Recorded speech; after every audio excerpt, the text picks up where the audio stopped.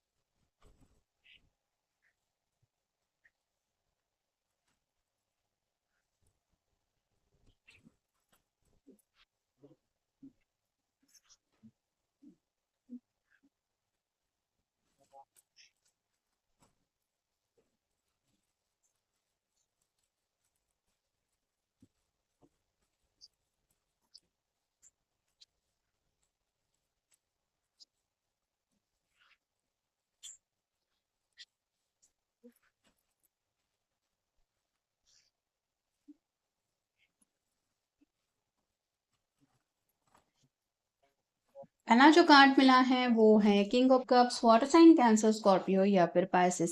इस पर्सन के जैसे हाथ में कप है, लेकिन ये कुछ गहरी सोच में डूबा हुआ है। वैसे ही लव लाइफ को लेके भी काफी ज्यादा डीप थिंकिंग चल रही है।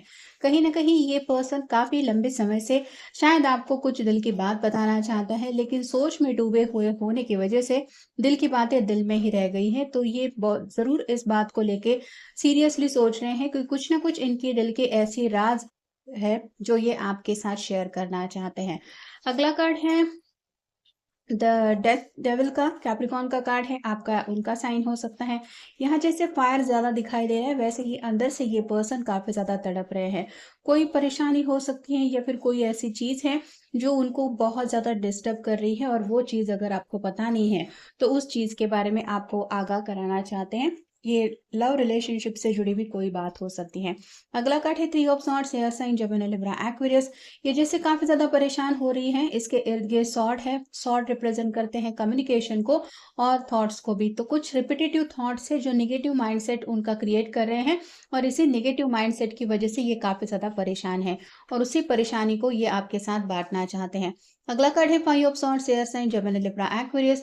ये दोनों आपस में लड़ चुके हैं, लेकिन खुश कोई भी नहीं है। वैसे ही अगर आप दोनों के बीच में छोटा मोटा लड़ाई झगड़ा हुआ है तो ये जानते हैं कि उस लड़ाई से ना तो आपका कोई फायदा हुआ है ना तो इनका। तो अब सुलह करनी जरूरी है। अगला कार्ड है टेन ऑफ व्हील्स और sign Taurus Virgo Capricorn.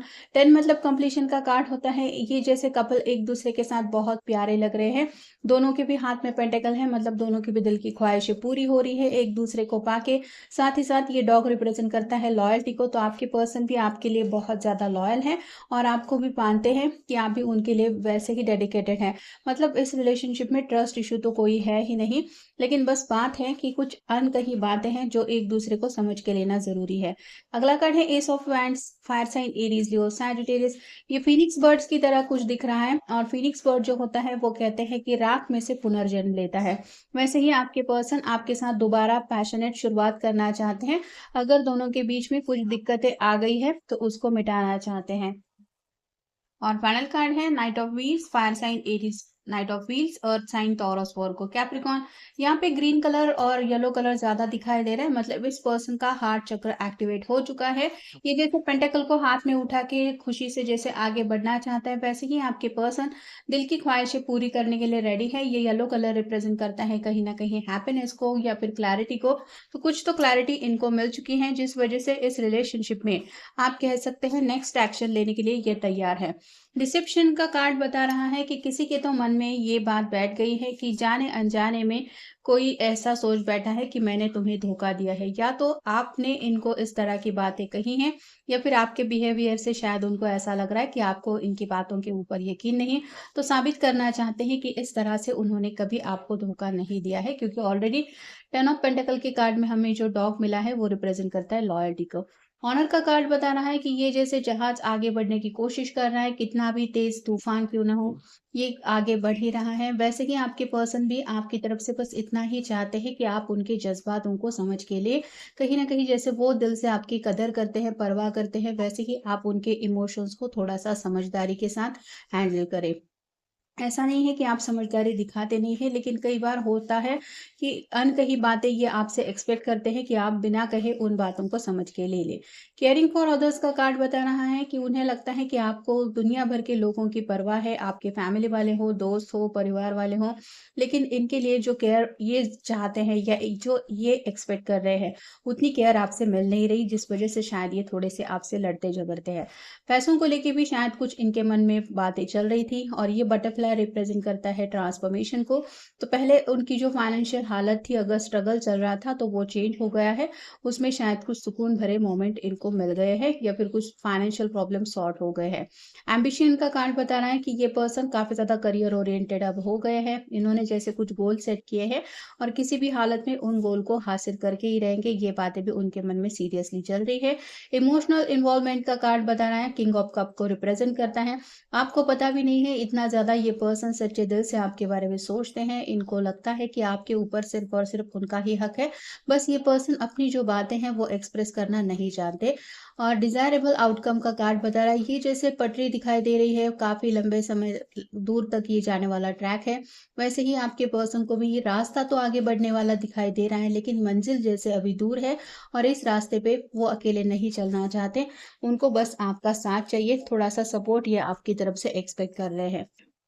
Toxic relationship का कार्ड बता रहा है, दोनों अगर ऐसे ही लड़ते-झगड़ते बैठ जाएँगे, तो दोनों को भी इस रिलेशनशिप में काफ़ी ज़्यादा दिक्कतें महसूस होगी। यही लगेगा कि ये रिलेशनशिप तो बहुत ही कॉम्प्लिकेटेड है, लेकिन ऐसा होता नहीं है। जैसे कुछ अगर गलत फ़ॉर्मूला एक-दूसरे के साथ मिक्स अप हो जाए, तो वो जो सॉल्यूशन बनता है, वो बहुत ज़्यादा अलग ही बनता है। वैसे ही ये भी चाहते हैं कि आप दोनों भी एक-दूसरे के साथ समझदारी से पेश आएँ और एक-दूसरे के जज़्बात उनको समझ के ले लें, ताकि ये रिलेशनशिप जो है वो टॉक्सिक ना बने। रेड फ्लैग्स का कार्ड बता रहा है, जो भी आप दोनों के समझ में आ रहा है कि इस बात को लेके हम हमेशा लड़ते हैं, झगड़ते हैं, उन बातों को अवॉइड करना ही ठीक रहेगा, या फिर उन बातों को लेके खुल के कुछ डिस्कशन करना पड़ेगा, नहीं तो हर दफ़ा वही होता रहेगा, वो दिक्कतें आती रही। जैसे अगर किसी के मन में थोड़ा भी बहुत डाउट आता है, तो दूसरे पर्सन को ये ख़्याल रखना पड़ेगा कि इस पर्सन के मन में डाउट आते रहते हैं, तो मेरा बिहेवियर जो है वो सस्पिशियस नहीं होना चाहिए, ताकि इस तरह के जो इंसिडेंट्स हैं वो क्रिएट ही ना हो। एक्स लवर का कार्ड बता रहा है कि किसी-किसी के बीच में शायद एक्स लवर को लेके भी आजकल लड़ाई झगड़े हो चुके हैं, क्योंकि थ्री ऑफ सॉर्ड का कार्ड हमें यहाँ पे मिला है। अगर थर्ड पार्टी इन्वॉल्वमेंट थी और उस बात को लेके आपके मन में डाउट है कि आज भी ये पर्सन अपने एक्स लवर के साथ कनेक्टेड है क्या, तो शायद इस बात से ये पर्सन परेशान है, क्योंकि ये उस टॉक्सिक रिलेशनशिप से अपने आप को डिटैच कर चुके हैं।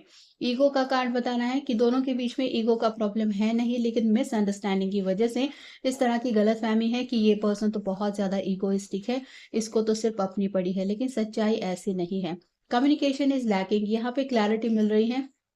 अगर आपको कोई बात बुरी लगती है, तो आपको खुल के अपने पर्सन को उस बात का एहसास करा देना चाहिए कि ये बात मुझे अच्छी नहीं लगी, या फिर इस बात ने मुझे परेशान करके रखा है।